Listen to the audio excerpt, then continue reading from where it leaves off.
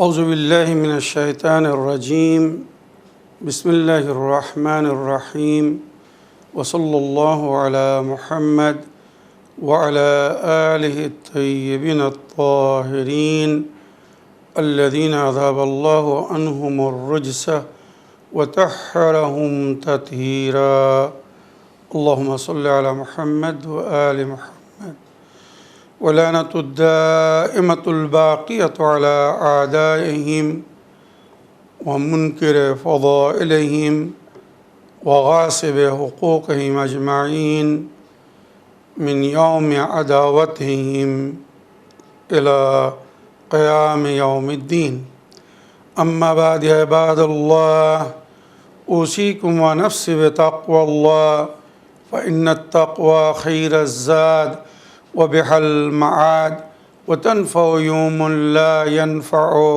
فيه مال ولا بنون إلا من أطاع الله بقلب سليم وصلى الله على محمد وعلى آله الطيبين الطاهرين اللهم صل على محمد وآل محمد وعجل فرجهم আমার প্রিয় দর্শক ও শ্রোতাবৃন্দ আসসালামু আলাইকুম ওয়া রাহমাতুল্লাহি ওয়া বারাকাতুহু। আপনাদের সকলকে আন্তরিক সালাম ও শুভেচ্ছা জানিয়ে আজকের অনুষ্ঠান ইসলামিক বাংলায় আপনাদেরকে স্বাগতম জানাই। আশা করি আপনারা যে যেখানে আছেন ভালো আছেন, কুশল ও মঙ্গলে আছেন, সুখে থাকুন, শান্তিতে থাকুন, সমস্ত প্রকারের দুঃখ কষ্ট থেকে মুক্তিতে থাকুন। আল্লাহ রব্বুল আলামিনের কাছে এই কামনা করি। যারা অসুস্থ আল্লাহ তাদেরকে সুস্থতা দান করুন, যারা ঋণে ভুগছে আল্লাহ তাদেরকে ঋণ মুক্তি করুন। ওইরূপ যাদের জীবনে কোনো প্রকারের অভাব বা অশান্তি আছে আল্লাহ রব্বুল আলামিন তাদের সকলের জীবনে সুখ শান্তি দান করুন ও সকলের মনোকামনা আশাকে পূরণ করুন। আমাদের সকলকে সৎ পথে চলার, অসৎ পথ থেকে দূরে থাকার এবং এক অপরকে সৎ উপদেশ দেওয়ার তৌফিক দান করুন। আমরা যেন সত্য বা হক জিনিসকে জেনে শুনে মেনে তার উপরে আমাল করে সেটা অন্যদের সামনে তুলে ধরতে পারি বা সকলের কাছে পৌঁছে দিতে পারি। আল্লাহ রাব্বুল আলামিন আমাদেরকে সেই মনোবল নিয়ে তৌফিক দান করুন। আমিন ইয়া রাব্বাল আলামিন। এই দুয়ার সঙ্গে আজকের পর্ব শুরু করতে চলেছি। বিনা কোনো ভূমিকায় সরাসরি আপনাদের পাঠানো পেন্ডিং প্রশ্নের উত্তর দিতে চাই। তাই আসুন দেখি কোথা থেকে কে কি প্রশ্ন করছেন বা কে কি জানতে চাচ্ছেন। আগে একটি বা দুটি লিখিত চিঠি পড়ব, তারপরে ইনশাল্লাহ আপনাদের পাঠানো অডিও রেকর্ডিং বা ভয়েসমেল প্লে করব। সালামুন আলাইকুম ওয়া রাহমাতুল্লাহি ওয়া বারাকাতুহু। প্রিয় আকা, আল্লাহ যেন দুশমনের নজর থেকে হেফাজতে রাখেন এবং ভালো থাকবেন। সূরা রুম আয়াত নম্বর 19, 20, 21, 22, 23, 24 এবং 25 অর্থটা কি বলবেন? ভালো এবং সুস্থ থাকুন এই দোয়া করি। খোদা হাফিজ, ফি আমানিল্লাহ। ওয়ালাইকুম আসসালাম ওয়া রাহমাতুল্লাহি ওয়া বারাকাতুহু। আমার প্রিয় ভাই বাবুন, আপনি আপনার নাম ঠিকানা কিছু লেখেননি।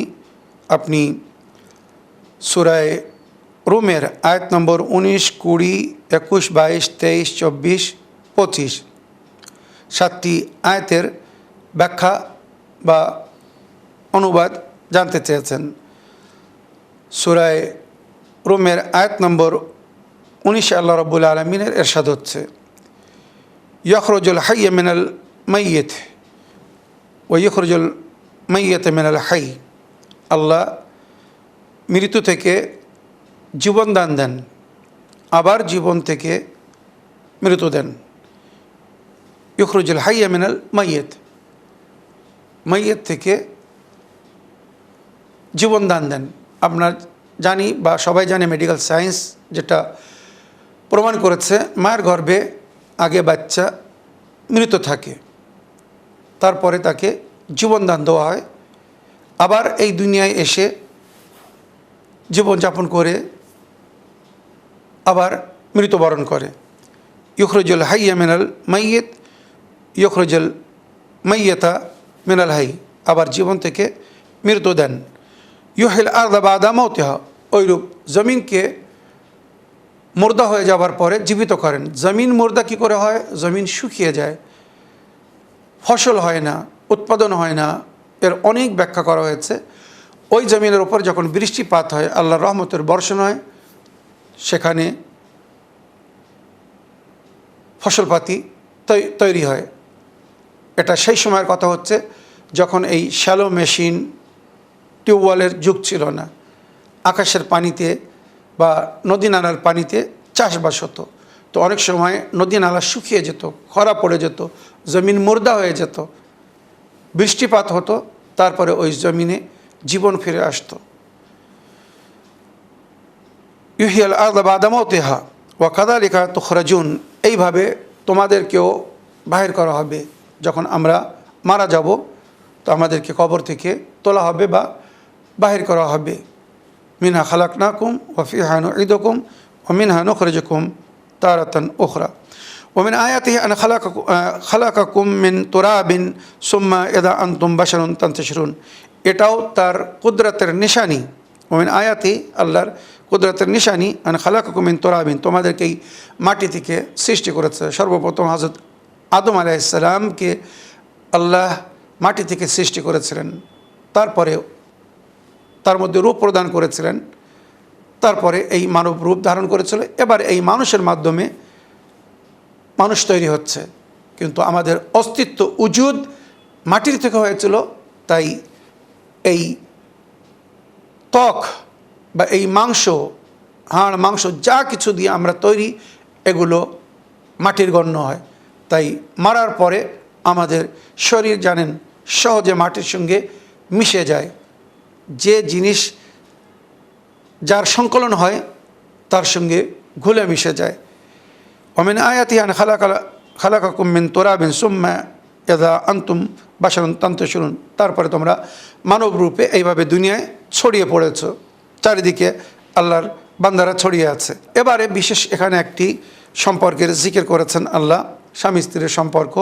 ওমিন আয়াতি আন খালাকালাকুম মিন আনফুসিকুম আজওয়াজা, এটা ওমিন আয়াতি আন খালাকালাকুম মিন আনফুসিকুম আজওয়াজান, এটাও তার কুদরতের নিশানি যে তোমাদের নফসের মধ্যে থেকে জড়ি তৈরি করেছে। নারী পুরুষ সবই আল্লাহর বান্দা, তো এদের মধ্যে কিছুকে নারী বানিয়েছেন আল্লাহ, কিছুকে পুরুষ বানিয়েছেন, যাতে উভয়ের সম্পর্কের মাধ্যমে আল্লাহর বান্দারা এই দুনিয়ায় বৃদ্ধি পায়। তবে এই সম্পর্ক কেন আল্লাহ গড়েছেন? যাতে এক অপরের সঙ্গে থেকে শান্তির উপভোগ করে, এক অপরের সঙ্গে থেকে শান্তি লাভ করে। তাই স্বামী স্ত্রীর জীবনে যদি এক অপরের জন্য সহানুভূতি, মায়া, মহব্বত, ভালোবাসা আর এক অপর থেকে যদি শান্তি লাভ না করে, তো তাদের বিবাহিত জীবন অসফল্য, কোনো অর্থ থাকে না। ওমিন আয়াতি আন খালাকালাকুম মিন আনফুসিকুম আজওয়াজা, এটা তার কুদরতের নিশানি যে তোমাদের মধ্যে থেকে স্বামী স্ত্রীর সম্পর্ক গড়েছেন বা কপল তৈরি করেছেন, জোড়া বানিয়েছেন। লিতাসকুনু ইলাইহা, যাতে স্বামী নিজের স্ত্রীর সঙ্গে বা স্ত্রী নিজের স্বামীর সঙ্গে থেকে শান্তি লাভ করে। ওয়া জাআলা বাইনাকুম মাওয়াদ্দাতান ওয়া রাহমা, আল্লাহ তোমাদের মাঝখানে মায়া, মহব্বত বা সহানুভূতি রেখেছেন। মাওয়াদ্দাত, মহব্বত কারো কারোর সঙ্গে হতে পারে, কিন্তু মাওয়াদ্দাত করতে হয়। তাই ওই জন্যে আহলে বাইতের মাওয়াদ্দাতের হুকুম দেওয়া হয়েছে। জাআলা বাইনাকুম মাওয়াদ্দাতান, স্বামী স্ত্রীর মাঝখানে আল্লাহ আন্তরিক ভালোবাসাকে আরবি ভাষায় উদ বা মাওয়াদ্দাত বলা হয়েছে। তো আন্তরিক ভালোবাসা রেখেছেন আল্লাহ স্বামী স্ত্রীর মাঝখানে। ওয়া রাহমা, এক অপরের প্রতি সহানুভূতি, করুণা, দয়া, মায়া রেখেছেন। ইন্না ফি যালিকা লাআয়াতিন লিকাওমিন ইয়াতাফাক্কারুন, এর মধ্যে নিশানি তাদের জন্য যারা বুদ্ধিজীবী, যাদের বিবেক আছে, যাদের চিন্তাধারা আছে, তাদের জন্য এর মধ্যে নিশানি যে আল্লাহ এই সম্পর্ক কেন রেখেছেন, কেন গড়েছেন। ওমিন আয়াতি খালকুস সামাওয়াতি ওয়াল আরদ, আল্লাহর নিশানির মধ্যে এই জমিন ও আসমানের সৃষ্টি। ওয়াখতিলাফু আলসিনাতিকুম, এই যে বিভিন্ন ভাষায় আমরা কথা বলি, এগুলোও কিন্তু আল্লাহর নেয়ামত, তার কুদরতের নিশানি। ওয়া আলওয়ানিকুম, ওইরূপ আমাদের রং, রূপ, নাক নকশা, পৃথিবীতে যত মানুষ তত প্রকারের রং, রূপ বা নাক নকশা আপনারা জানেন। ওমিন আয়াতি আন খালকুস সামাওয়াতি ওয়াল আরদ, আল্লাহর নিশানির মধ্যে জমিন ও আসমানের সৃষ্টি, বিভিন্ন জমিন, বিভিন্ন আসমান, এর সমস্ত নাম আছে, সমস্ত মানে বিশ্লেষণ আছে, বিবরণ আছে। ওয়াখতিলাফ আলসানাতিকুম, এই যে তোমাদের ভাষার মধ্যে ভিন্নতা, বিভিন্ন এলাকার লোক বিভিন্ন ভাষায় কথা বলছে আবার পরিচিত হচ্ছে। ওয়া আলওয়ানুকুম, তোমাদের রং রূপ। ইন্না ফি যালিকা লাআয়াতিল লিল আলিমিন, জ্ঞানী বা শিক্ষিতদের জন্যে এর মধ্যে আল্লাহ নিশানি রেখেছেন। এই জিনিসগুলো হয়তো সবাই বুঝবে না বা সবার মাথায় ঢোকে না। ওমিন আয়াতিহি মানামুকুম বিল্লাইলি ওয়ান নাহারে, এটাও আল্লাহর কুদরতের নিশানি। দিন রাত্রে তোমরা যে স্বপ্ন দেখো, কথায় বলে স্বপ্ন যদি না হতো মানুষ জীবিত থাকতে পারত না। তো এই যে আমরা রাত্রে বা দিনের বেলা স্বপ্ন দেখি, এটাও আল্লাহর কুদরতের নিশানি। এর অনেক ব্যাখ্যা আছে যে এই স্বপ্ন কি, কখন দেখলে কোন স্বপ্নের কি অর্থ হতে পারে, তার কি ব্যাখ্যা হতে পারে ইত্যাদি। ইবতিগাউকুম মিন ফাদলিহ, এরপরে যে মানুষ আল্লাহর ফজলের আশা করে, স্বপ্ন দেখার পরেই স্বপ্ন জাগে বা স্বপ্ন দেখার পরেই মনে আশা জাগে। তো মানুষ যে আশা করে, ইন্না ফি যালিকা লাআয়াতিল লিকাওমিন ইয়াসমাউন, এর মধ্যে তাদের জন্য নিশানি যারা শ্রবণ শক্তি রাখে, যারা আল্লাহর কথা শুনে বা কথা মেনে চলে। ওমিন আয়াতিহি ইউরিকুমুল বারকা খাউফান ওয়া তামআন, এটাও আল্লাহর কুদরতের নিশানি। এই যে বিদ্যুৎ চমকায়, যার মধ্যে ভয়ও আছে আবার আশাও আছে। অন্ধকারে বিদ্যুৎ চমকালে অনেক সময় উজালা হয়, আশা জাগে, পথ দেখা যায়। আবার অনেক সময় ভয়ঙ্কর বিদ্যুৎ চমকালে তখন মনে ভয়ও ওঠে, হয়তো বজ্রপাত হতে পারে, বৃষ্টি হতে পারে, ক্ষতি হতে পারে। ওমিন আয়াতি ইউরিকুমুল বারকা খাউফান ওয়া তামআন, আল্লাহ তোমাদেরকে নিজের কুদরতের নিশানি দেখায় লোভের জন্যও এবং ভয় দেখানোর জন্যে। এই বিদ্যুৎ চমকায় এর দুটি কারণ বলা হয়েছে। এর মাধ্যমে আল্লাহ ভয়ভীত করতে চায়, সতর্কতা দিতে চায়। এই যে গর্জন কেন, এর অনেক রহস্য আছে, এগুলো তাফসির করার প্রয়োজন আছে। তর্জমা যথেষ্ট না, কিন্তু তাফসিরের সময় নেই বলে শুধু সামান্য তর্জমা করছি। ওয়াইনাজুল মিনাস সামা'i মা'আন, তারপরে আসমান থেকে বৃষ্টিপাত হয়। ফায়ুহিবিল আরদা বা'দা মাউতিহা, আর যে পানি বা বৃষ্টির মাধ্যমে আল্লাহ জমিনকে মরার পরে বা মৃত হওয়ার পরে আবার জীবিত করে। ইন্না ফি যালিকা লাআয়াতিল লিকাওমিন ইয়াকিলুন, এর মধ্যে বুদ্ধিজীবী কওমের জন্যে শিক্ষা আছে বা নিশানি আছে। 25 নম্বর আয়াত, ওমিন আয়াতি আন তাকুমাস সামাউ ওয়াল আরদু বিআমরিহি, এটাও আল্লাহর কুদরতের নিশানি যে তার হুকুমে এই জমিন ও আসমান টিকে আছে। আল্লাহর হুকুম যদি না হতো আসমান টিকে থাকতো না, জমিন স্থির থাকতো না। এই জমিন ও আসমান যার সেই নিজের জায়গায় যখন স্থির হয়ে আছে, তার মানে কেউ একে কন্ট্রোল করছে। সমস্ত গ্রহ নক্ষত্র আপনারা দেখছেন কিভাবে যার সেই নিজের দায়রায় মাদার বা ইনঅরবিটে চলছে। সুম্মা ইযা দাআকুম দাওয়াতান মিনাল আরদি, যখন তোমাদেরকে এই জমিন থেকে ডাকা হবে বা ডাকা হয়, ইযা আনতুম তাখরুজুন, তোমরা তখন বাহির হবে। এই ডাকের সম্পর্কেও ভিন্ন ব্যাখ্যা দেওয়া হয়েছে, তাফসির করা হয়েছে। এক, মরার পরে যখন আমাদেরকে তোলা হবে, ডাকা হবে, তো আমরা উঠব।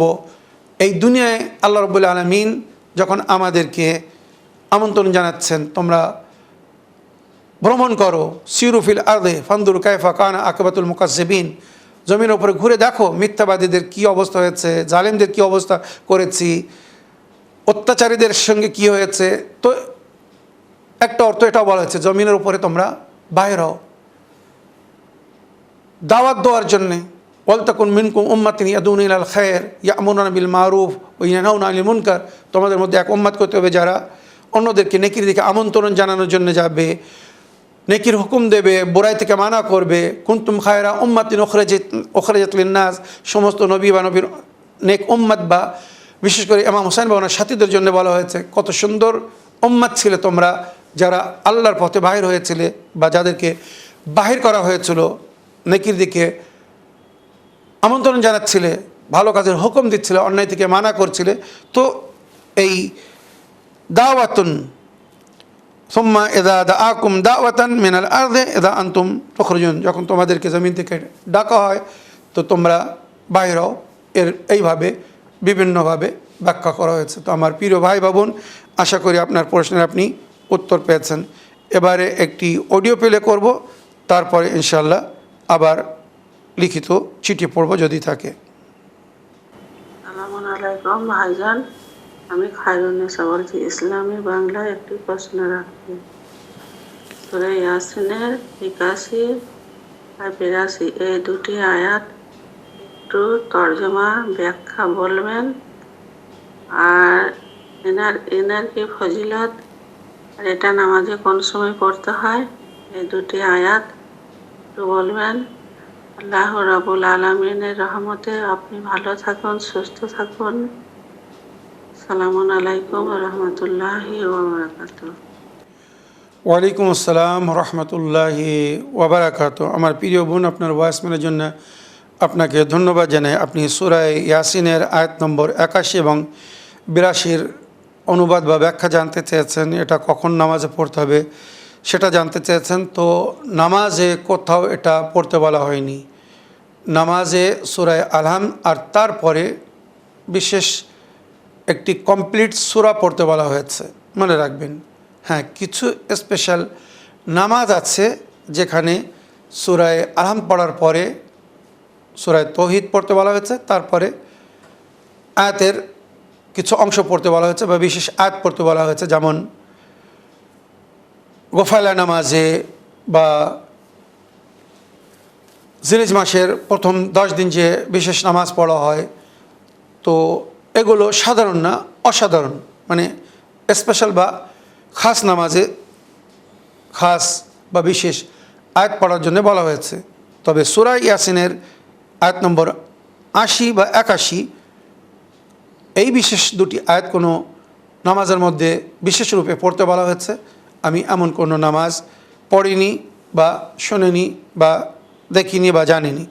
তবু আপনি যখন তর্জমা জানতে চেয়েছেন, তো তার আরও দুটি আগের আয়াত থেকে আমি যদি পড়ে তর্জমা করি তাহলে এটা বুঝতে সুবিধা হবে। আল্লাহ রাব্বুল আলামিন সূরা ইয়াসিনের আয়াত নম্বর 78 বলছেন, ওয়াদারাবা লানা মাসালান ওয়া নাসিয়া খালকাহ ক্বালা মা ইউহিল ইযামা ওয়া হিয়া রামীম। আল্লাহর কাছে প্রশ্ন করছিল যে এই যে মানুষ মারা যাওয়ার পরে বা যাদেরকে পোড়ানো হয়, আপনারা জানেন প্রাচীন যুগ ছিল বা বিশেষ এক ধর্মের মানুষেরা নিজেদের মৃতদেরকে পোড়ায়, তো পুড়িয়ে ছাই করা হয়। তো জিজ্ঞেস করা হচ্ছে মাই ইউহিল ইযামা, এই যে হাড়, কবর যাদেরকে দেওয়া হয়, তো মাংস মাটি হয়ে যায়, হাড় কোর থেকে যায় অনেক দিন পর্যন্ত, আবার অনেক সময় হাড়ও মাটির সঙ্গে মিশে যায়। তো জিজ্ঞেস করা হচ্ছে ক্বালা মা ইউহিল ইযামা, এই হাড়কে কে জীবিত করবে, ওয়া হিয়া রামীম, যে পাউডার হয়ে গেছে, ধুলোর মতো হয়ে গেছে। কুল ইউহিয়াল্লাযী আনশাহা আউওয়ালা মাররাতিন, তো বলে দিন এই হাড়, এই ছাইকে, পাউডারকে সেই পুনরায় জীবনদান দিবে যে একে প্রথমবার বানিয়েছিল। যখন কিছু ছিলাম না আমরা, তখন আল্লাহ আমাদেরকে বানিয়েছে কিনা? তো এখন তো কিছু ম্যাটেরিয়াল আছে। তো যে আল্লাহ নিঃস্ব থেকে আমাদেরকে শো করতে পারে, জীবনদান দিতে পারে, তো হাড় কোড়কে জুড়ে এই শরীরে পুনরায় ত্বক বা মাংস দিয়ে কেন আমাদেরকে তৈরি করতে পারবেন না? কুল ইউহিয়াল্লাযী আনশাহা আউওয়ালা মাররাতিন ওয়া হুয়া বিকুল্লি খালকিন আলিম। উনি সমস্ত সৃষ্টি সম্পর্কে জানেন, কোন জিনিস কিভাবে তৈরি হবে আল্লাহ সব জানেন। এখানে একটা উদাহরণ দিই, একটা মেকানিককে আপনি একটা বাইক দিয়ে দিন, সে যদি ভালো মেকানিক হয় তো বাইকের পুরজা মোটরসাইকেলের একটা অংশ ছড়িয়ে ফেলবে, সব খুলে দেবে, আবার ওটা জুড়ে আবার পুনরায় সে বাইক করতে পারবে। তো যে অংশ খুলতে পারে সে জুড়তেও পারে। এবারে কোম্পানি বাইক তৈরি করে, তো যখন কিছু ছিল না, পার্টস অফ বডি তৈরি করে বাইক তৈরি করলো। তো যদি কোম্পানিকে পুনরায় ওই প্রাচীন বডিকে নতুন করে গড়তে হয়, গড়তে পারবে না। যখন কিছু ছিল না তখন তৈরি করেছিল, তো এখন তো সহজ হয়ে গেছে, মেকানিকরা এই কাজ করে দিচ্ছে। তো আল্লাহর জন্য বলা হচ্ছে যে আল্লাহ যখন আমরা কিছু ছিলাম না আমাদেরকে বানিয়েছেন, তো এখন তো কিছু আছি, তো এটাকে জুড়ে আবার বানাবেন, ক্ষমতা দেবেন, তুলবেন কবর থেকে, এটা তার জন্যে কোনো আশ্চর্যজনক নয় বা অসাধারণ নয়। ওয়া বিকুল্লি খালকিন আলিম, উনি সমস্ত সৃষ্টি সম্পর্কে জানেন, কাকে কিভাবে বা কোন জিনিসকে কিভাবে তৈরি করা হয়েছে। মানুষের রং রূপ নকশা ম্যাটেরিয়ালস হয়তো অন্য পশু পাখিদের চেয়ে তো ভিন্ন হতে পারে, এগুলো সব আল্লাহ জানেন। ৮০ নম্বর আয়াত আল্লাহ বলছেন, আল্লাযী জাআলা লাকুম মিনাশ শাজারিল আখদারি নারান, যিনি সবুজ গাছের মধ্যে তোমার জন্য আগুন রেখেছেন। আপনারা জানেন এই জিনিসটা আজ থেকে প্রায় ২৫-৩০ বছর আগে ভারতের একটা বাচ্চা, সে রাস্তা দিয়ে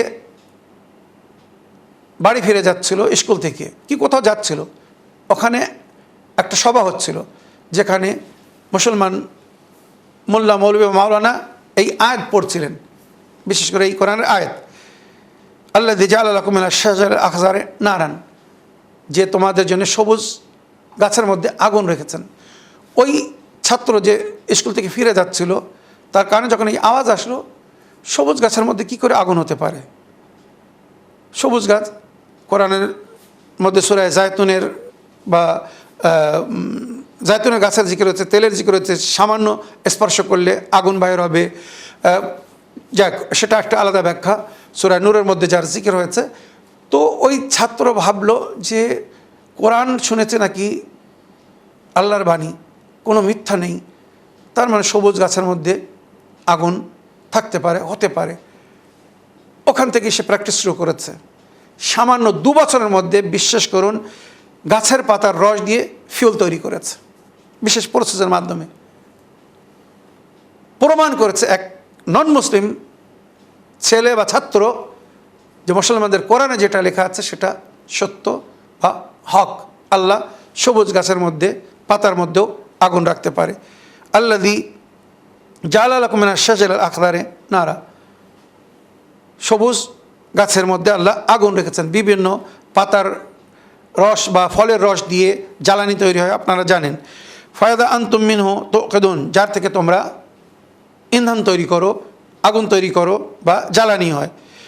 আওয়ালাইসাল্লাযী খালাকাস সামাওয়াতি ওয়াল আরদা বিকাদিরিন আন ইয়াখলুকা মিসলাহুম, যে আল্লাহ নিজের কুদরতের কামালের মাধ্যমে জমিন ও আসমানকে সৃষ্টি করেছেন, তার উপরে যদি সে কুদরত রাখে, আলা আন ইয়াখলুকা মিসলাহুম, সে কি তোমাদের মতো আর অন্যকে বানাতে পারে না? বালা হুয়াল খাল্লাকুল আলিম, নিঃসন্দেহ বানাতে পারেন, সমস্ত জিনিস বানানোর ক্ষমতা উনি রাখেন, সব কিছু উনি জানেন। ইন্নামা আমরহু ইযা আরাদা শাইআন আন ইয়াকুলা লাহু কুন ফায়াকুন, যখন উনি কোনো জিনিস বানাতে চান, আল্লাহ কুন ফায়াকুন, কুন হয়ে যা, ফায়াকুন সে হয়ে যাবে। এই হচ্ছে আল্লাহর কুদরতের কামাল। তো আমার প্রিয় বোন, আশা করি আপনার প্রশ্নের আপনি উত্তর পেয়েছেন। দেখি আগে কোথা থেকে কে কি জানতে চাচ্ছেন বা কে কি প্রশ্ন করতেন। আসসালামু আলাইকুম ওয়া রাহমাতুল্লাহি ওয়া বারাকাতুহু। হুজুর, আমি মুর্শিদাবাদ থেকে বলছি। আমার নাম লাখি খাতুন, আমার বয়স 22 বছর, আমার বিয়ে হয়েছে 4 বছর, এখনও বাচ্চা হয়নি, ঠিকমতো পিরিয়ড হয় না, 2 মাস 3 মাস পার হয়ে যায়, ডাক্তার দেখিয়েছি, ওষুধ খেয়ে হবে, তার আগে হবে না। হুজুর কি করব বলে দিন, খুব চিন্তায় আছি, আজ 4 বছর থেকে একরকম হচ্ছে। আসসালামু আলাইকুম ওয়া রাহমাতুল্লাহি ওয়া বারাকাতুহু। ওয়ালাইকুম আসসালাম ওয়া রাহমাতুল্লাহি ওয়া বারাকাতুহু। আমার প্রিয় বোন, সর্বপ্রথম মাসিক ঋতুপাত নিয়মিত করার জন্যে আপনি রাতের বেলা গরম পানিতে মেথির দানা আর কলঞ্জি, কালো জিরা যাকে বলা হয়, মেথির দানা আর কলঞ্জি, এই দুটো রাতের বেলা গরম পানিতে, 1 গ্লাস গরম পানিতে ভিজিয়ে দেবেন। আর যদি সম্ভব হয় সামান্য 1 টুকরো অরিজিনাল খাঁটি আখের গুড়, ভেজাল যেটা বাজারে পাওয়া যায় ওটা না, কোথাও যদি আখের গুড় তৈরি হচ্ছে ওখান থেকে, আমরা বাংলায় পাটালি বলি, বা আখের গুড় নিয়ে আসুন। ওই আখের গুড় সামান্য ওর সঙ্গে মিক্স করে দেবেন। রাতের বেলা গরম জল, যে জল পান করা যাবে, যে পানি পান করা যাবে, গরম করে ওখানে 1 চামচ কালঞ্জি আর 1 চামচ মেথির দানা আর তার সঙ্গে সামান্য একটু আখের গুড় মিক্স করে ওটা রাত্রে রেখে দিন। সকালবেলা খালি পেটে ওটা পান করুন। ডাইজেস্টিভ এবং পেটের সমস্ত রোগের জন্য সুন্দর চিকিৎসা, প্লাস পিরিয়ডকে নিয়মিত করার জন্য এটা একটি খুব সুন্দর উপায়। তো এটা ব্যবহার করবেন, এর থেকে উপকৃত হবেন। এবার যে সন্তান লাভের জন্য যেটা বলছি, ভালো করে মন দিয়ে শুনবেন। প্রতি ফরজ নামাজের পরে কোরআনের 3টি আয়াত আমি বলে দিচ্ছি, আপনি এবং আপনার স্বামী এই আয়াত 3টি পড়ে আল্লাহর কাছে দোয়া করবেন। সূরা রাদ 13 নম্বর সূরা, আয়াত নম্বর 8। আল্লাহু ইয়ালামু মা তাহমিলু কুল্লু উনসা ওয়া মা তাগীদুল আরহাম ওয়া মা তাজদাদ ওয়া কুল্লু শাইইন ইনদাহু বিমিকদার। এই একটি আয়াত সূরা হজের আয়াত নম্বর 5, 22 নম্বর সূরা, আয়াত নম্বর 5। ইয়া আইয়ুহান নাসু ইন কুনতুম ফি রাইবিন মিনাল বা'সি ফাইন্না খালাকনাকুম মিন তুরাবিন সুম্মা মিন নুতফাতিন সুম্মা মিন আলাকাতিন সুম্মা মিন মাযগাতিন মুখাল্লাকাতিন ওয়া গায়রা মুখাল্লাকাতিন লিনুবায়্যিনা লাকুম ওয়া নুকিররু ফিল আরহামি মা নাশাউ ইলা আজালিন মুসাম্মা সুম্মা নুখরিজুকুম তিফলান সুম্মা লিতাবলুগু أشدكم ومنكم من يتوفى ومنكم من يرد إلى أرذل العمر لكي لا يعلم من بعد علم شيئا وترى الأرض هامدة فإذا أنزلنا عليها الماء اهتزت وربت وأنبتت من كل زوج بهيج। এই পুরো আয়াত পড়ে আল্লাহর কাছে দোয়া করবেন। আর তৃতীয় আয়াত হচ্ছে সূরা আনাম 6 নম্বর সূরা, আয়াত নম্বর 59 59। وعنده مفاتيح الغيب لا يعلمه إلا هو يعلم ما في البر والبحر وما تسقط من ورقة إلا يعلمها ولا حبة في ظلمات الأرض ولا رطب ولا يابس إلا في كتاب مبين। এই যে 3টি আয়াত পড়লাম, এই আয়াত পড়ে প্রতি নামাজের পরে আপনি এবং আপনার স্বামী দোয়া করলে ইনশাআল্লাহ খুব শীঘ্র আপনাদের সংসারে সুসন্তান জন্ম নেবে। প্রতি ফরজ নামাজের পরে এই আয়াত 3টি পড়তে হবে। এছাড়া আপনার স্বামীকে বলবেন আল্লাহর কাছে এইভাবে দোয়া পড়তে। সূরা আম্বিয়া আয়াত নম্বর 89 রব্বি লা তাযারনি ফারদান ওয়া আনতা খায়রুল ওয়ারিসিন। আল্লাহ আমাকে একা ছাড়বেন না, আপনি তো সুন্দর ওয়ারিস দান করেন, আমাকে ওয়ারিস দিন। তো এই আয়াত 3 বার প্রতি নামাজের পরে পড়তে হবে। আর ফিরোজা পাথরের আংটির উপরে যদি এই আয়াত লিখে পরিধান করা হয় তো এর সুন্দর ফল দেখা যাবে। বিশেষ করে স্বামী স্ত্রীর মিলনের সময় ওই আংটি পরে থাকতে হবে হাতে। আর সকালে নাস্তার খাওয়ার সময় হাফ বয়েল আন্ডার সঙ্গে কাঁচা পেঁয়াজ আর জায়তুনের তেল, কাঁচা পেঁয়াজ আর জায়তুনের তেল মিক্স করে ওই ডিম দিয়ে যদি উভয় পক্ষ মানে আপনি এবং আপনার স্বামী নাস্তা করেন তো ইনশাআল্লাহ সন্তান হওয়ার সম্ভাবনা খুব শীঘ্র বেড়ে যাবে। এই সমস্ত ট্রিটমেন্ট জানাবে লোকমান হাকিম করতেন, জানার মেডিকেল সায়েন্স বা তিব বিখ্যাত, ওইরূপ নবী ও নবীর আহলে বায়ত তো এইভাবে অনেক কিছু আমাদেরকে বলেছেন। আর স্বামী স্ত্রী মিলনের সময় আপনারা অজু করে পবিত্র অবস্থায় সাক্ষাৎ করবেন এবং 19 বার বিসমিল্লাহির রহমানির রহিম বলার পরে শারীরিক মিলন করবেন। ইনশাআল্লাহ আপনাদের পরিশ্রম বা মেহনত বিফল যাবে না। আমার প্রিয় বোন, আশা করি আপনার প্রশ্নের আপনি উত্তর পেয়েছেন। এবারে একটি অডিও প্লে করি, দেখি কোথা থেকে কে কি বলতে চাচ্ছেন। সালামু আলাইকুম ওয়া রাহমাতুল্লাহি ওয়া বারাকাতুহু। হুজুর আমি মুর্শিদাবাদ থেকে আলী আবি বলছি। আশা করি আল্লাহর রহমতে ভালো আছেন, সুস্থ আছেন। ভালো থাকুন, সুস্থ থাকুন। হুজুর আমি একটা বিষয় জানতে চাই। ধরেন কোনো ব্যক্তির একটা সন্তান, একটা সন্তান, তাহলে সেই ব্যক্তির যা সম্পত্তি আছে, সেই ব্যক্তি মারা যাওয়ার পরে ধরেন তার সন্তান মালিক, তার একটাই সন্তান, সে পুরো সম্পত্তির মালিক সেই সন্তান। তাহলে সেই সন্তানটাও যদি মারা যায়, তার বউ বাচ্চা হওয়ার আগে যদি সে সন্তান মারা যায় মায়ের সামনে, তাহলে কি সেই সম্পত্তির মালিক কে হবে? কি তার মা হয়ে যাবে? পুরা সম্পত্তির মালিক তার পুরাটা তার মা, না তার অন্য কোনো আত্মীয় স্বজন হবে, এই ব্যাপারে একটু আলোচনা করবেন। আপনি ভালো থাকবেন, সুস্থ থাকবেন। খুদা হাফিজ, ফি আমানিল্লাহ। ওয়ালাইকুম আসসালাম রহমতুল্লাহি ওবরাকাত।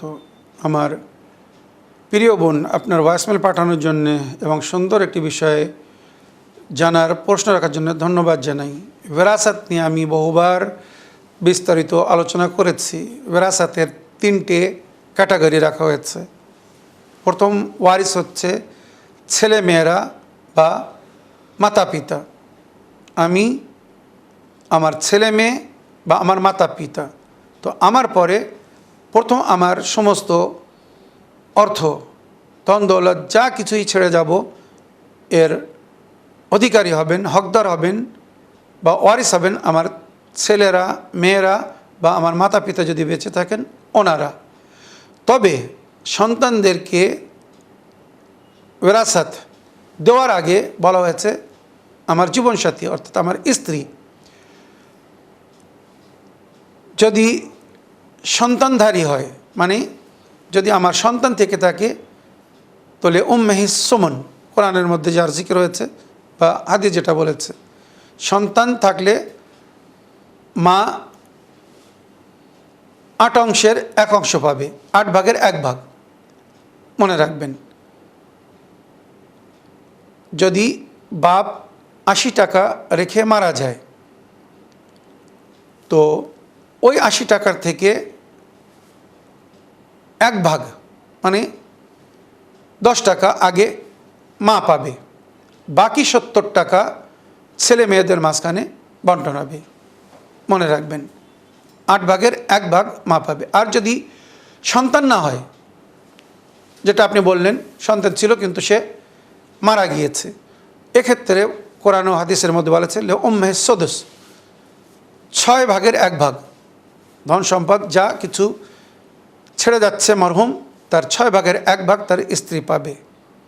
আর বাকি ওই পুরুষের বা ওই ব্যক্তি যে মারা গিয়েছে, পরস্পর বিরাসাতের মধ্যে যাদেরকে রাখা হয়েছে ক্যাটাগরি হিসেবে, মাতা পিতা বা সন্তানাদিদের পরে ভাই বোনরা বা সন্তানদের পরে সন্তানের সন্তানরা, এইভাবে যে বিস্তারিত ক্যাটাগরি আমি বহুবার বলেছি, ওই এপিসোডগুলো দেখুন। আর নইলে তৌজুল মাসাইলে বাবুল মিরাসে গিয়ে দেখুন, ওখানে পুরো ডিটেলস পেয়ে যাবেন। প্রথম ক্যাটাগরিতে কাদেরকে রাখা হয়েছে, আস্তে আস্তে নিচের দিকে যাবে। ছেলে না থাকলে ছেলেরা পাবে, নাতিপুতি না থাকলে তার ছেলেরা পাবে যদি বৃদ্ধ বয়সে মারা যায়, এইভাবে। তারপরে ভাই বোনেরা বা ফুপুরা বা অনেক সময় চাচারা, এরাও হক পাবে। তো ওখানে পুরো ডিটেলস বা বিবরণ দেওয়া আছে। সময়ের অভাবের কারণে আজ সমস্ত ক্যাটাগরির বিষয়ে বিস্তারিত আলোচনা করার সময় নেই। তবে আপনি যে মায়ের কথা বলছেন, সন্তান যদি বেঁচে থাকতো, সন্তান ওয়ারিস হতো, মা 8 ভাগের 1 ভাগ পেত। সন্তান নেই, এখন মা 6 ভাগের 1 ভাগ পাবে। বাকি অন্য আত্মীয় স্বজন মানে পরস্পর যাদেরকে দরজা দেওয়া হয়েছে মিরাজ পাওয়ার জন্যে, ফারাজ পাওয়ার জন্যে, সেই হিসেবে তাদের মাঝখানে বন্টন হবে। আশা করি আপনার প্রশ্নের আপনি উত্তর পেয়েছেন। আজকের এপিসোডের শেষ অডিওভাবে ভয়েসমেল প্লে করি, দেখি কোথা থেকে কে কি বলতে চাচ্ছেন। সালামু আলাইকুম, আমি শরীফ শেখ বলছি কলকাতা নিউটাউন থেকেই। আশা করি ভালো আছেন, আল্লাহ আপনার ভালো রাখো।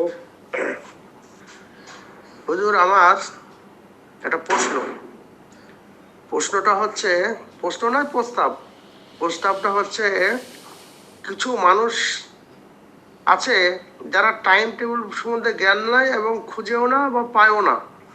সবাইকে জিজ্ঞেস করে আজকে কি বার গো,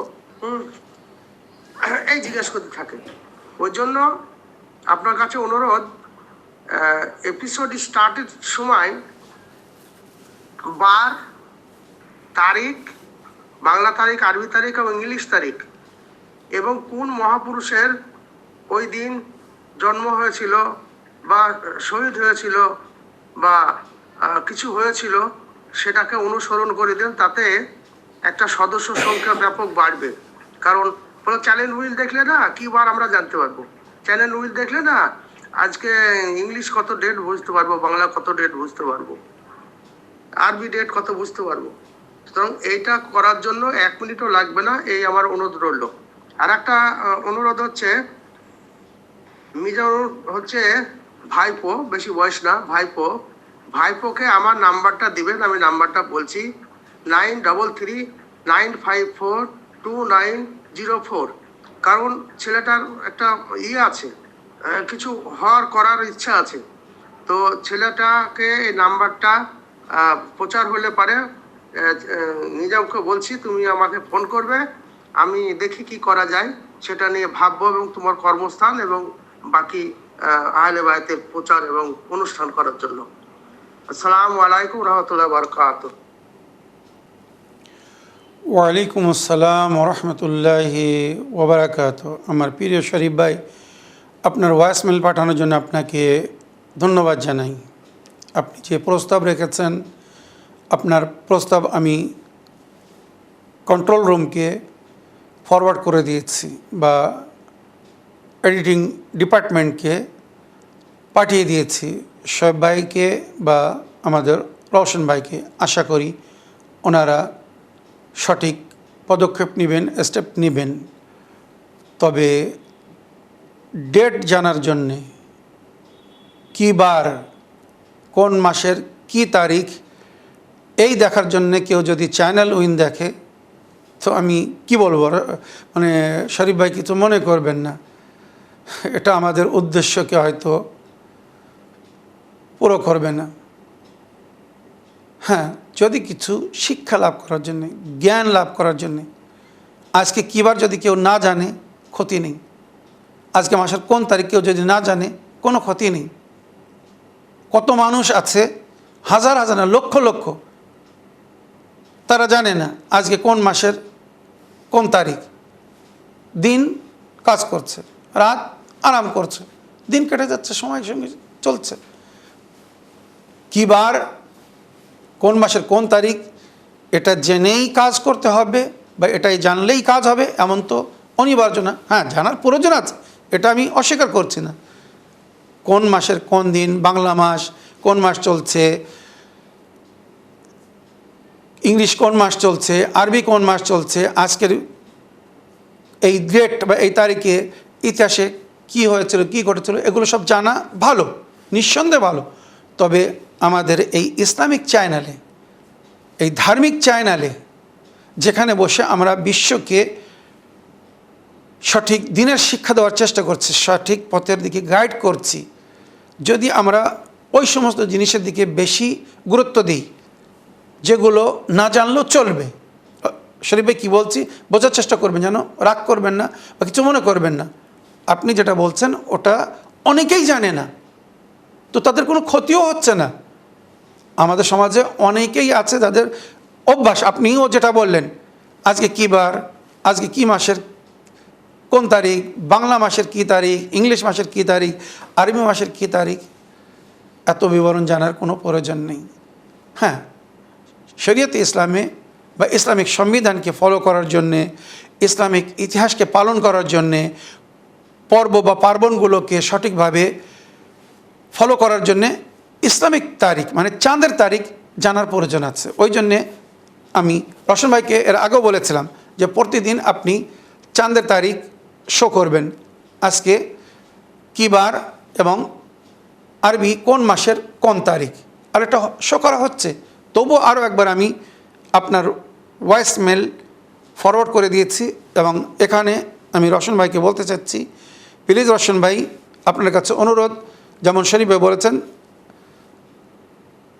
টিভিতে যখন আমাদের প্রোগ্রাম শুরু হবে, সামান্য সময়ের জন্য হলেও ওই দিনের ইসলামিক তারিখ, আরবি মাসের বা ইসলামিক মাসের মহরম, সফর, রবিউল আউয়াল, রবিউল সানি, জামাদুল আউয়াল, জামাদুল সানি চলছে এখন, তো জামাদুল সানির কোন তারিখ ওটাকে শো করবেন, একটু অনুরোধ করছি। বার যদি দিতে পারেন আরও ভালো। এর সঙ্গে যেমন শরীফ ভাই চেয়েছেন ইংলিশ আজকে কোন তারিখ, মানে মোতাবিক অ্যাডজাস্টেবল তারিখ ওখানে দিতে পারবেন। যদি আপনি বাংলা ক্যালেন্ডার সংগ্রহ করে বাংলা তারিখও দিতে পারেন অতি উত্তম, নুরুন আলা নূর। তবে আমাদের অনুষ্ঠানে বাংলা তারিখের খুব একটা প্রয়োজন নেই। আর শুধু আমাদের অনুষ্ঠানে না, ভারতে সমস্ত জায়গায় ইংলিশ ক্যালেন্ডারই বেশি চলে। আর তার সঙ্গে মুসলমান হিসেবে আমাদের ধার্মিক বা ইসলামিক ক্যালেন্ডার, আরবি ক্যালেন্ডার যেটা আমরা বলি, ওটাই ব্যবহার হয়। তো দুটোই যথেষ্ট, ইংলিশ এবং ইসলামিক।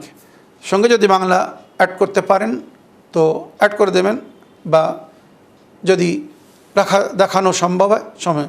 এবার আপনি যে অনুরোধ করলেন প্রতিদিনের, আমি মহাপুরুষদের আজকে কে জন্ম নিয়েছে, কে মারা গিয়েছে, যদি আমি মহাপুরুষদের জীবনী শোনাতে চাই তো আমার এপিসোডের অর্ধেকের বেশি এতে চলে যাবে। শরীফ ভাই, এমন দাবি রাখা সম্ভব হচ্ছে না। হ্যাঁ, মহাপুরুষ যদি আপনার নজরে ইমাম নবীরা হন, নিঃসন্দেহে ওনাদের জীবনী আমরা তুলে ধরছি। ইসলামিক ইভেন্টস আপনারা দেখছেন, আমাদের ইসলামিক ক্যালেন্ডারে বিশেষ যে সমস্ত পর্ব বা পার্বণ আছে, ইসলামিক ইভেন্টস আছে, আমরা প্রতি মাসে যে দিন, যে ডেট বা তারিখে যে ইসলামিক পর্ব বা পার্বণ থাকে, ইভেন্টস থাকে, আমরা সেগুলো উল্লেখ করি। সেই হিসেবে পুরো বক্তব্য রাখি ওই দিনের কি কার্য কর্ম, নজর, নিয়াজ কি করতে হবে, কি দোয়া, কি আমাল, কি মোনাজাত, সব কিছুই তো বলছি। শরীফ ভাই, আপনি তো এতদিন ধরে মাশাআল্লাহ আমাদের সঙ্গে আছেন, আপনি সব কিছু দেখছেন, শুনছেন, অনুভব করছেন। এরপরেও যদি এক্সট্রা বিশেষ কিছু বলতে হয় তো আপনি দাবি রাখবেন। প্রতি মাসের ইসলামিক ক্যালেন্ডার চেক করুন, স্মরণ করে দিন যে হুজুর এই মাসে কিন্তু এই ইসলামিক ডেট আছে, বা এই মাসে এই সমস্ত ইভেন্টস আছে, আপনি এই বিষয়ে একটু আলোচনা করবেন। যদি স্মরণ করিয়ে দেন অতি উত্তম। নুরুন আলা নূর, জাযাকুমুল্লাহু খাইরা ফিদ দুনিয়া ওয়াল আখিরা। অন্তর থেকে আমি আপনাদেরকে ধন্যবাদ জানাবো বা কৃতজ্ঞ জ্ঞাপন করব যদি আপনারা সময়ের আগে ভয়েসমেল করে বা লিখে যদি স্মরণ করিয়ে দেন যে হুজুর আগামী সপ্তাহে কিন্তু এই বিশেষ দিন আসছে, কি আগামী মাসে এই বিশেষ কিছু দিন আসছে, পর্ব আসছে, পার্বণ আসছে, এইগুলো নিয়ে আপনি একটু আলোচনা করবেন। অবশ্যই করব ইনশাআল্লাহ। আমার প্রিয় শরীফ ভাই, আশা করি আপনার প্রশ্নের উত্তর পেয়েছেন বা আপনি বুঝতে পেরেছেন। এই বলে আমার আজকের বক্তব্য এখানে শেষ করলাম। ওয়া আখিরু দাওয়ানা আলহামদুলিল্লাহি রাব্বিল আলামিন। ওয়াসসালামু আলাইকুম ওয়া রাহমাতুল্লাহি ওয়া বারাকাতুহু।